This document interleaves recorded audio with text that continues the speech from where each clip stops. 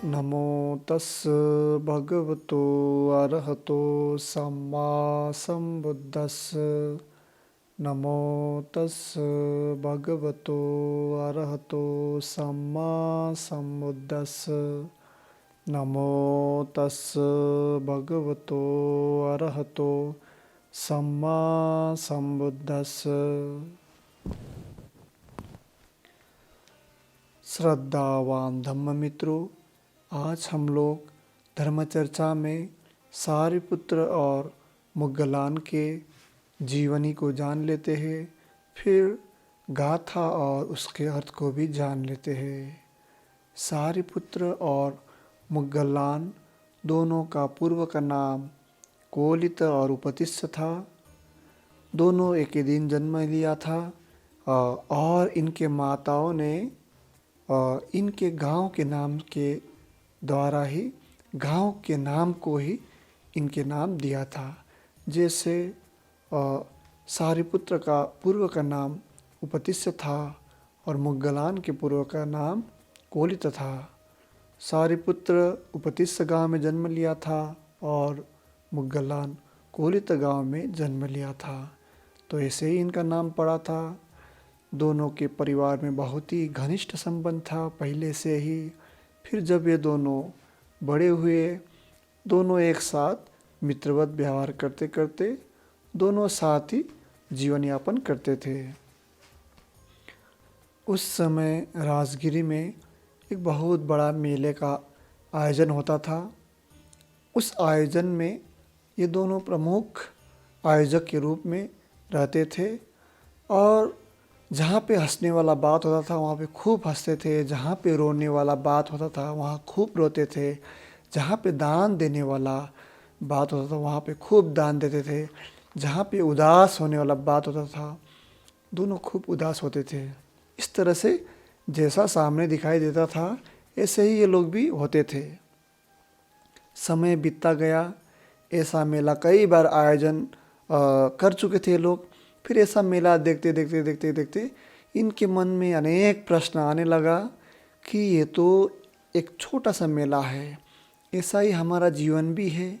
हम लोग भी एक नाटक के भांति जीवन यापन कर रहे हैं, एक नाटक प्रस्तुत कर रहे हैं। सुबह उठा, खाना खाया पिया, सोया, कुछ काम किया, परिवार का मदद किया, फिर सो गया। ये तो रोज़ कर रहे हैं। ऐसे ही हम लोग धीरे धीरे बूढ़े हो जाएंगे, मर जाएंगे, फिर क्या है, ऐसा भाव जगने लगा दोनों में। फिर जब ये हंसने वाला बात होता था दोनों नहीं हंसते थे, रोने वाला बात में भी नहीं रोते थे और गम वाला बात में नहीं गम होते थे, दान देने वाला बात में भी दान नहीं देते थे। दोनों का चेहरा एकदम निराशा से भर उठा कि इसमें कोई रस नहीं है, इसमें कोई रस नहीं है, तो हम लोग इसको देखेंगे, इसमें अपना प्रतिक्रिया जाहिर करेंगे, कुछ होने वाला नहीं है। तो ऐसा सोच करके दोनों अपने ही धुन में खोया रहता था। फिर एक दिन सारिपुत्र ने मुग्गलान से पूछा, उपतिस्स ने कोलित से पूछा कि आप आजकल बहुत ही उदास दिखाई देते हो, क्या बात है, क्या हो सकता है, इसका कारण क्या है? तो वो बताता है कि हम लोग भी इसी तरह एक दिन बूढ़े हो जाएंगे। इस मेले के नाटक के भांति हम लोग भी एक नाटक ही प्रस्तुत कर रहे हैं, ऐसे ही हम लोग भी जीवन यापन कर रहे हैं, बूढ़े हो रहे हैं। हम लोग कुछ खास तो कर ही नहीं रहे हैं। हमारे जीवन का सार क्या है, रस क्या है, हम लोग क्यों जीवित हैं और हम लोग क्या पाना चाहते हैं, ऐसा मेरे मन में प्रश्न उठता है। इसीलिए मैं इससे दुखी होता हूँ, ऐसे बताया। फिर जैसे इसने बताया तो वो भी बताता है कि हाँ, मेरे मन में भी यही बात है। तो उस दिन के बाद दोनों निर्णय कर लेते हैं कि अब ये गृहस्थ जीवन में कोई रस नहीं रहा गया है, अब कोई सार नहीं रहा गया है, तो हम लोग घर बार छोड़ करके सत्य की खोज में निकलते हैं। ऐसा सोच करके दोनों निकलता है। दोनों गुरु के तलाश में होता है। तो उस समय राजगिरी में प्रसिद्ध गुरु था संजय बेलट्ठी पुत्र कहते हैं। तो संजय के पास बहुत सारे शिष्य थे। दोनों वहाँ पे दीक्षा ग्रहण कर लेते हैं बहुत दिनों तक वहाँ पे वे शिक्षा दीक्षा ग्रहण करते हैं और ये लोग हर एक ध्यान विधि या उनके शास्त्र सबको पढ़ के बहुत ही जल्दी ही इसमें विद्वान हो जाते हैं और इनको लगता है कि अभी भी हमारे मन का जो प्रश्न है वो शांत नहीं हुआ है और भी बहुत सारे प्रश्न हैं जीवन के बारे में, वह पूछना है। ऐसा सोच करके अपने गुरु संजय से पूछता है कि आचार्य कृपया बताइए कि आपके पास कोई और ज्ञान है जिससे कि हम अपने जो प्रश्न है इसका उत्तर पा सके, अपने जो विचार है इसको शांत कर सके। संजय कहते हैं कि हमारे पास तो इतना ही ज्ञान था, इतना ही विद्या था, मैंने सब आपको दे दिया है। ऐसा सुनने के बाद दोनों निर्णय कर लेते हैं कि ये जम्बूद्वीप बहुत विशाल है और अनेक गुरुजन है, तो क्यों ना हम लोग भ्रमण करके सत्य को जान ले। ऐसा सोच करके उस दिन वहाँ से गुरु से विदा लेने के बाद पूरा जम्बूद्वीप भ्रमण करता है। जम्बूद्वीप में घूमते घूमते घूमते अनेक विद्वान मिलता है। वे उनके द्वारा पूछे गए सारे प्रश्नों का उत्तर ये दोनों दे देते हैं, लेकिन इनके द्वारा पूछा गया प्रश्न का कोई भी जवाब नहीं दे पाता है। ऐसे ही घूम घूम के दोनों थक जाते हैं। फिर थके हारे एक दिन विचार करता है कि हमें लगता है कि अब इसका कोई उत्तर देने वाला व्यक्ति संसार में नहीं है, इसीलिए हम लोग अब पुनः अपने अपने स्थान पर लौट जाते हैं और दोनों निर्णय कर लेते हैं कि जिसको भी सत्य का दर्शन हो, जो भी सत्य को जान ले या कोई उनको गुरु मिल जाए तो पहले ही एक दोस्त दूसरे को अवश्य बताएगा।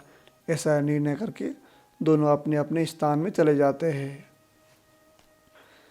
एक दिन उपतिस्स को एक भिक्षु मिलता है जो पंचवज्ञ भिक्षु में से एक था। अस्सजित उसका नाम था। वह राजगृह में भिक्षाटन कर रहा था। उनके आभा मंडल को देख करके उपतिस्स के मन में एक विचार या प्रश्न जगता है कि अरे इनका इतना शांत आभा मंडल है, जरूर इन्होंने सत्य को जाना है, सत्य का दर्शन किया है, नहीं तो ऐसा नहीं हो सकता है। ऐसा सोच करके उनके पास जाने के लिए कोशिश करता है। फिर समय पा करके अस्सजी से प्रश्न पूछता है कि कृपया हमें भी धर्म के दर्शन कराए, सत्य को बताए। तो अस्सजी उनको एक गाथा बोलता है।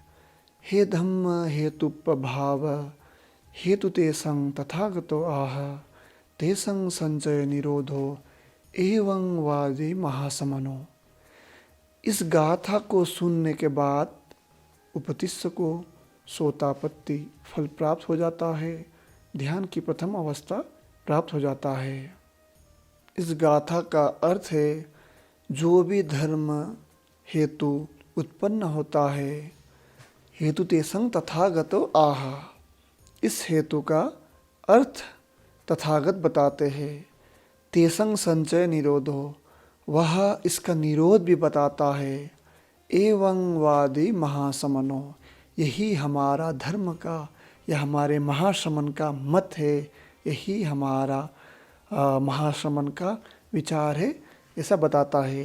यानी जो भी धर्म या हेतु उत्पन्न होता है इसका निरोध तथागत बताता है, यही हमारा तथागत का मत है, ऐसा करके उनको बताते हैं। इस गाथा को सुनते ही उपतिस्स प्रसन्नचित होकर के दौड़ा दौड़ा चला जाता है कोरित के पास और कोरित को भी यह गाथा सुनाता है। यह गाथा सुनने के बाद भी कोरित को तुरंत धर्मचक्षु प्राप्त हो जाता है, वह भी सोतापत्ति हो जाता है। फिर दोनों निर्णय कर लेते हैं कि वह भी तथागत के पास जाएंगे। तथागत के पास जाने से पहले ये दोनों सोचते हैं कि क्यों ना हम दोनों अपने गुरु संजय को भी इनके हमारे साथ लेके जाए और उनको भी सत्य का दर्शन कराए। ऐसा सोच करके ये दोनों संजय के पास जाता है, लेकिन संजय इनके बातों को नकारता है। कई बार समझाने के बाद भी संजय नहीं मानता है। संजय कहता है कि मैंने अपने पूरे जीवन में सभी के गुरु के रूप में जीवन यापन किया है, इसीलिए मैं अब किसी के शिष्य नहीं बन सकता हूँ। फिर दोनों फिर बात करता है कि मनाने की कोशिश करता है, लेकिन संजय नहीं मानता है। संजय कहता है कि संसार में मूर्खों की संख्या ज़्यादा है, अगर विद्वान पुरुष तथागत के पास जाएंगे तो मूर्ख मेरे पास ही आएंगे, ऐसा कहता है। फिर दोनों संजय को अनेक बार, अपने गुरु को अनेक बार समझाने के बाद भी नहीं समझता है, तो दोनों चले जाते हैं तथागत के पास। दोनों के चले जाने के बाद उनके जो संजय के बहुत सारे शिष्य भी दोनों के साथ साथ साथ चला जाता है। इसको देख करके संजय को थोड़ा सा सदमा लगता है, अरे ये कैसे संभव हो सकता है कि मेरे शिष्य जा रहा है मुझे छोड़ करके। सदमा लगता है और हृदयघात होकर के, चिंता में शोक होकर के उसका भी देहांत हो जाता है। फिर दोनों वहाँ तथागत के पास जाता है, वहाँ पे तथागत से प्रवज्जा ग्रहण करता है। फिर ध्यान साधना का अभ्यास के बाद कुछ समय में ही अरहत की प्राप्ति कर लेता है।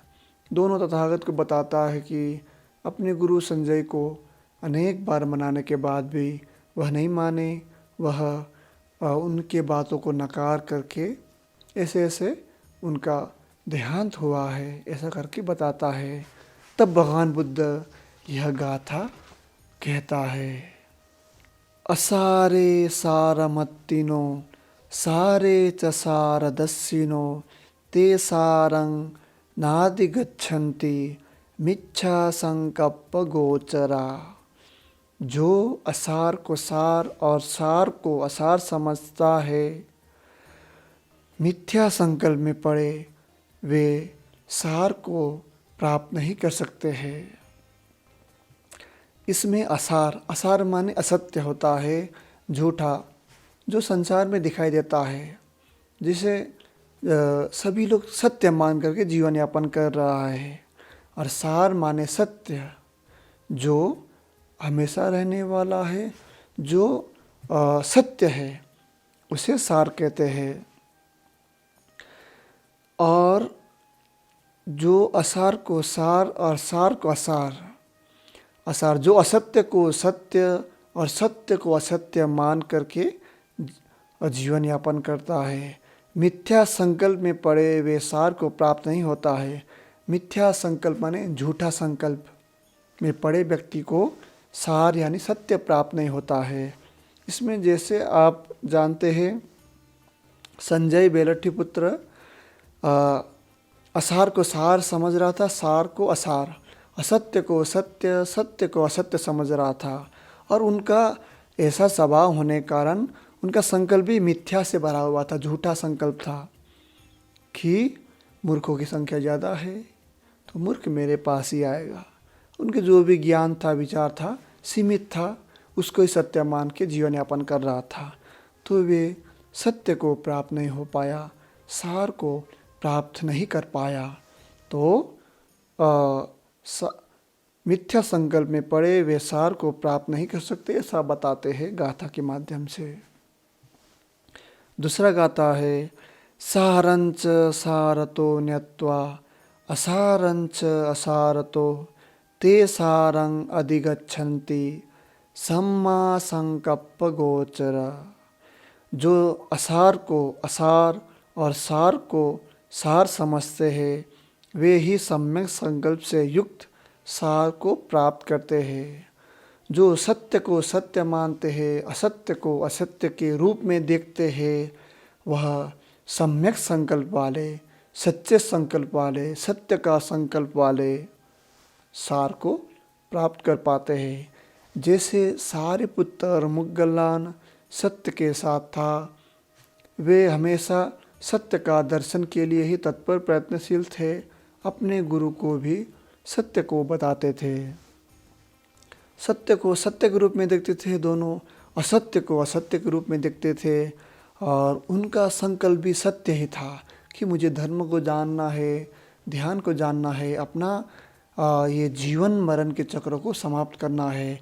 ऐसा संकल्प लेकर के ये दोनों आगे बढ़े और सम्यक संकल्प होने के कारण वे सत्य का दर्शन कर पाए, अपने जीवन को ये जन्म मरण के चक्र से मुक्त कर पाए।